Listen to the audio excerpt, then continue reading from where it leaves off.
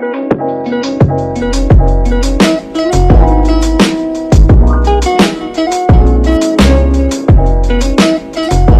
perkenalkan nama saya Samuel Eginta Ginting dengan NIM 210306045, Prodi Peternakan Fakultas Pertanian Universitas Sumatera Utara. Di sini saya akan menjelaskan mengenai metabolisme air. Baik, kita mulai dengan 3 sistem yang terdapat pada tubuh, yaitu sistem dapur darah, sistem respirasi, dan sistem ekskresi. Ya, saya sudah memiliki skema yang pertama, yaitu sistem dapur darah.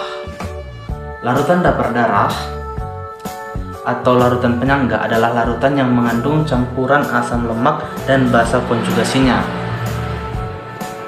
Atau sebaliknya, secara alami sistem dapur bikarbonat digunakan untuk mengatur pH darah normal, yaitu 7,4. Karena darah mengandung sistem dapur, asam bikarbonat, dan garam bikarbonat. Untuk mempertahankan pH darah tetap normal, yaitu 7,4, diperlukan perbandingan kadar garam bikarbonat dan kadar asam karbonat, yaitu 20:1. Sekarang kita masuk kepada sistem respirasi.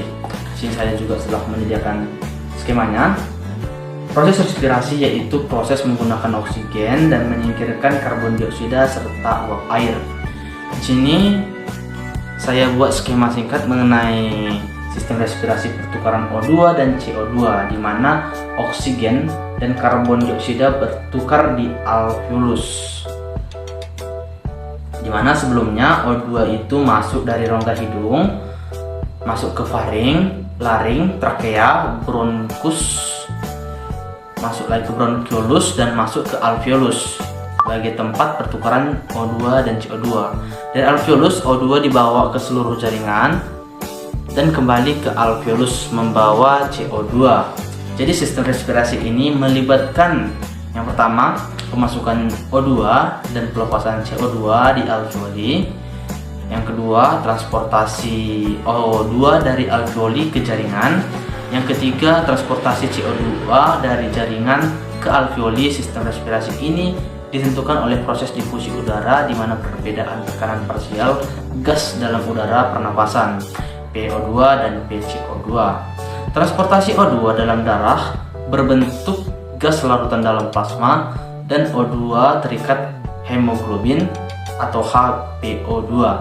Transportasi CO2 dalam darah berbentuk yang pertama gas larutan dalam plasma, yang kedua asam karbonat larut dalam plasma, yang ketiga ikatan karbamino dengan protein darah termasuk Hb yang terdiri atas 20%. Yang keempat, garam bikarbonat, yaitu 70%. Sekarang kita masuk kepada sistem ekskresi melalui ginjal.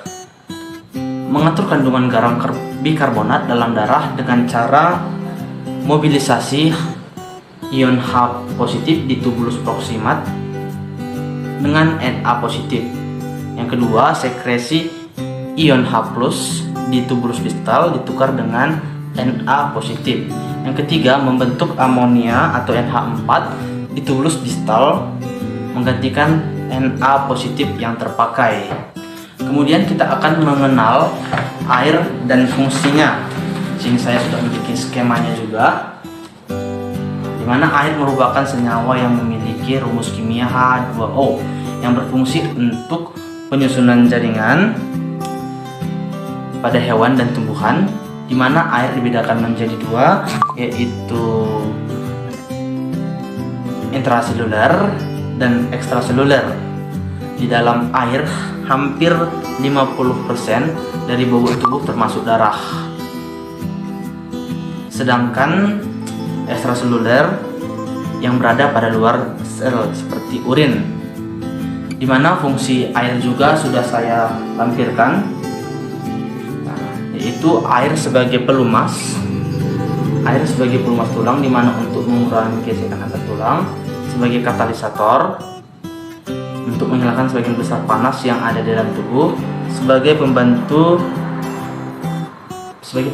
pencernaan seperti pada pembentukan enzim yang dihidrolisis, yaitu sukrosa. Air membantu pertukaran gas gas dalam pernapasan dengan menjaga kelembapan alveoli pada paru-paru. Air juga sebagai pengangkut berbagai zat bahan makanan ke dalam sel dan keluar sel.